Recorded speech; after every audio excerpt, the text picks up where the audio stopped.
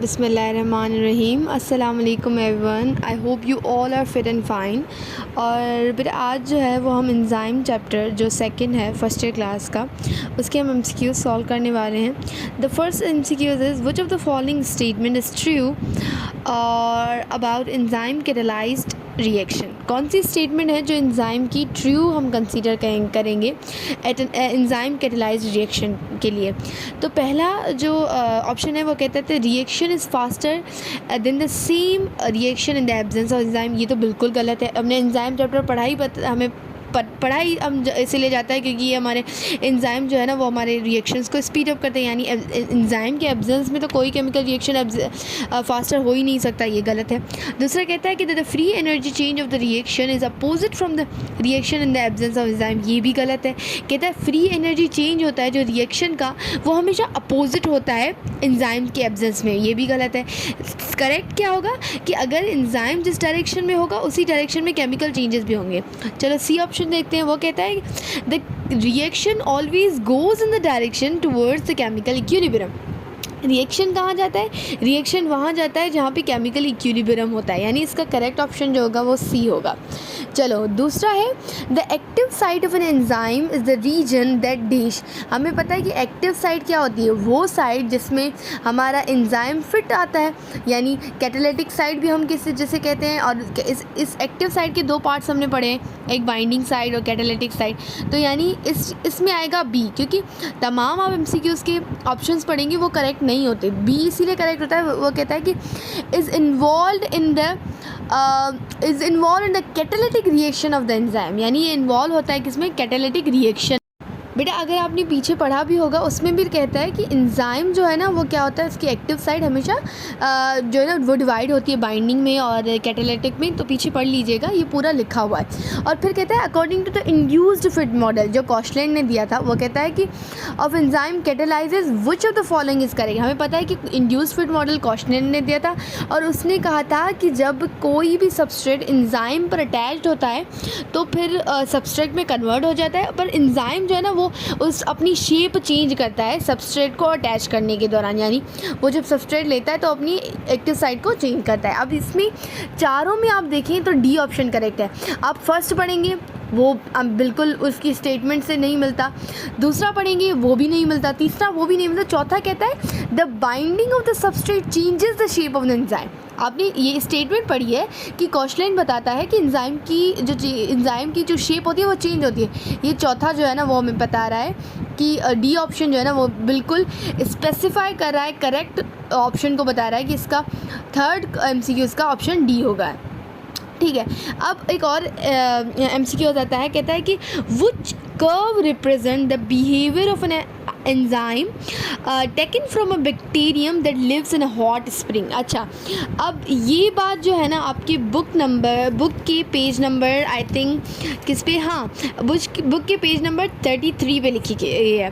और आपने अगर उसकी लाइंस पढ़ें तो वो कहता है कि bacteria which live in hot spring are called thermophilic, और उनका ऑप्टिमम होता है 70 सेल्सियस और मोर देन 70 सेल्सियस। आप इन तीनों में देखें, ग्राफ में देखें तो आप ग्राफ जो थर्ड है ना वो हमें बताता है कि एंजाइम जो बैक्टीरिया है वो 40 से लेके अबव देन 80 भी हो सकता है क्योंकि हमें वो बताता है कि वो 70 से अबव होगा, 70 से अबव 80 भी हो सकता है, 80 तक होता है हो सकता है, या 80 से अबव भी हो सकता है। तो यानी इसका जो करेक्ट होगा वो होगा सी। चलो हम दूसरी पेज पे टर्न करते हैं। Okay everybody. अच्छा, तो जो पांचवा एमसीक्यूज़ है बेटा वो कहता है कि increasing the substrate concentration in an enzymatic reaction could overcome which of the following.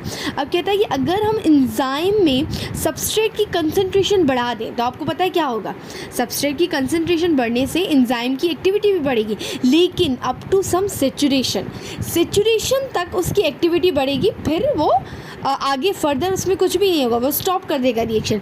इसीलिए तो हम इसमें ऑप्शन डी को करेक्ट करेंगे, क्योंकि कहता है कि saturation of the enzyme activity, यानी अगर सबस्ट्रेट की कंसंट्रेशन बढ़ाएं तो एंजाइम की एक्टिविटी भी बढ़ेगी, पर कब तक?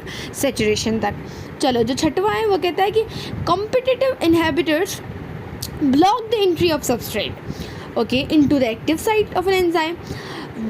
On which of following properties on an active site does does this primary depend, पहले तो हमें पता है कम्पिटिटिव इनहिबिशन होती क्या है, हमने पढ़ा था। तो कम्पिटिटिव इनहिबिशन में क्या होता है कि जो एक्टिव साइट होती है ना, आप देखिए मेरे वर्ड्स को ध्यान से सुने, जो एक्टिव साइट होती है वहाँ पे एक उसके सबस्ट्रेट जैसा ही एक दूसरा पार्टिकल आके सबस्ट्रेट की तरह जो पार्टिकल होता है वो आके ब्लॉक करता है, जिसे हम मिमिक कहते हैं। यानी एक्टिव साइट पे क्या आ जाता है, मिमिक आ जाता है। और मिमिक क्या करता है ब्लॉक कर देता है एंट्री सबस्ट्रेट की, तो एक्टिव साइट की जगह पर ब्लॉक कर देता है। फिर कहता है, हमारा सवाल कहता है on which following properties of an active site does this primary depends. अच्छा, ये कम्पिटिटिव इनहिबिशन में कौन सी एक्टिव साइट, जो हमारी एक्टिव साइट है ना, वो प्राइमरी जो है ना वो किस पे डिपेंड करती है। तो इसमें ऑप्शन ए है। कैसे है? कहता है the ability of an enzyme to form a template for holding and joining molecules. इसका मतलब है कि हमारी जो एंजाइम्स हैं उनके पास एबिलिटी है कि वो एक टेम्पलेट बनाते हैं। बेटा टेम्पलेट का मतलब क्या होता है, जब एंजाइम के पास सबस्ट्रेट आए, फिर वो कॉम्प्लेक्स में कन्वर्ट हो, फिर वो कॉम्प्लेक्स जो है वो प्रोडक्ट में कन्वर्ट हो, और फिर एंजाइम अलग और प्रोडक्ट अलग, इसे हम टेम्पलेट कहते हैं। कहते हैं कि एंजाइम के पास एबिलिटी है कि वो जो टेम्पलेट बनता है, हम टेम्पलेट बनाते हैं ताकि हम क्या कर सकें, होल्ड कर सकें या ज्वाइन कर सकें मॉलिक्यूल्स को। यानी जो प्रोडक्ट है एंजाइम के पास कैपेबिलिटी है कि उसे होल्ड कर सकता है। जैसे हमारे पास क्या बनता है, एंजाइम प्रोडक्ट कॉम्प्लेक्स, तब इन सब प्रोडक्ट क्या होता है, एंजाइम के पास ही होता है। तो ये एंजाइम की प्रॉपर्टी है ए, जो इसमें ऑप्शन करेक्ट है ए। और अब आगे है, कहता है a series of enzyme catalyse the reaction. X जो है वो प्रोडक्ट पी वाई बना रहा है, वाई जो है वो सबस्ट्रेट है जेड के लिए, और जेड जो है सबस्ट्रेट है ए के लिए। मतलब X produce Y, Y produce product Z, and product Z produce A. Product A binds to the enzyme that converts X to Y. यानी प्रोडक्ट ए क्या करता है, बाइंड होता है एक एंजाइम के साथ जो कन्वर्ट करता है एक्स को वाई के साथ, वाई में, at a position remote from its active site. This binding decreases the activity of an enzyme. What is the substance consider करते हैं एज अ सबस्ट्रेट को। फॉर एग्जांपल बेटा, अगर ए कन्वर्ट होता है, अगर देखिए ये पूरा प्रोसीजर है, एक्स जो है वो कन्वर्ट हो रहा है वाई में, अगर आप समझें कि वाई जो है ना इनमें से डिफेक्टिव है, इसकी जेनेटिक म्यूटेशन आ गई, ये जो है ना डिफेक्टिव हो गया, तो आपको पता है कि अगर वाई डिफेक्टिव है तो मतलब जेड प्रोडक्ट बनना है, नहीं है, ठीक है बेटा। अगर जेड प्रोडक्ट नहीं बनना तो ए प्रोडक्ट भी नहीं बनना, ठीक है। अब बेटा अगर फॉर एग्जांपल जो ये हमारा लिखा हुआ है ए प्रोडक्ट है ना, अगर ए प्रोडक्ट जो है वो कंबाइंड हो जाता है एक्स एंजाइम की एक्टिव साइट पे, तो आपको पता है एक्स तो कन्वर्ट करेगा ही वाई में उसको। अगर ए सबस्ट्रेट आ गया तो अब तो वो वाई में तो कन्वर्ट करेगा ही नहीं ना, तो मतलब ये सबस्ट्रेट की वजह से पूरी बाइंडिंग साइड में डिक्रीज़ हुआ एक्टिविटी एंजाइम की, इसलिए हम कहेंगे सबस्ट्रेट।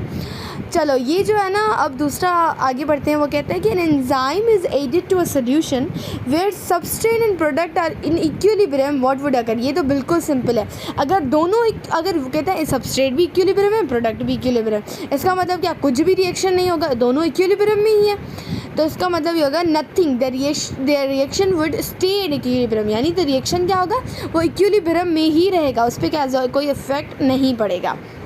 अब कहता है which one of the following is the mechanism of action of enzyme. अच्छा, ये कौन सा जो है ना इनमें से मैकेनिज्म एक्शन ऑफ एंजाइम को रिप्रेजेंट करता है। कहता है एंजाइम ड्रामेटिकली डिक्रीज। अच्छा, एंजाइम ये अब ड्रामा कर रहा है, ठीक है, dramatically decreases the amount of energy of activation. अच्छा, ये तो आपने फर्स्ट पेज या सेकंड पेज या थर्ड पेज में किसी न किसी पेज में पढ़ा होगा कि एंजाइम तब तक बेटा काम नहीं करता जब तक वो एक्टिवेशन एनर्जी लो ना करे, ठीक है। एंजाइम तब काम करेगा जब वो एक्टिवेशन एनर्जी को लो कर दे। इसका मतलब कि एंजाइम क्या करके ड्रामा शरामा करके, बेटा इसका मतलब ये नहीं होता, मैं ऐसे फ़नी बना रही हूँ, लेम जोक, ओके।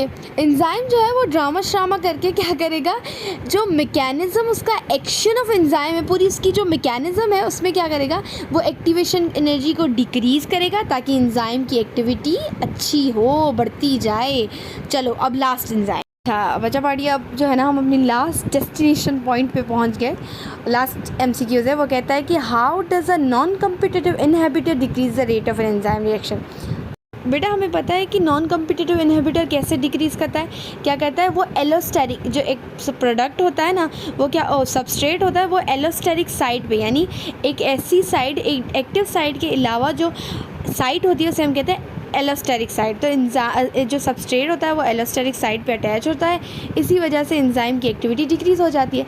तो अब ऑप्शन सी कहता है हमें by changing the free energy change of the reaction, यही होगा। ठीक है, आप तमाम दूसरे को देखें तो नहीं होता, कहता है bye binding the active side पे तो होता ही नहीं, बाय चेंजिंग द शेप ये भी नहीं करता, by acting as a coenzyme भी नहीं करता। तो यानी ऑप्शन सी क्या है वो करेक्ट है। आई होप आप सबको MCQs ठीक तरीके से समझ आ गए होंगे। और if you like this video do subscribe, do share with your friends. Thank you.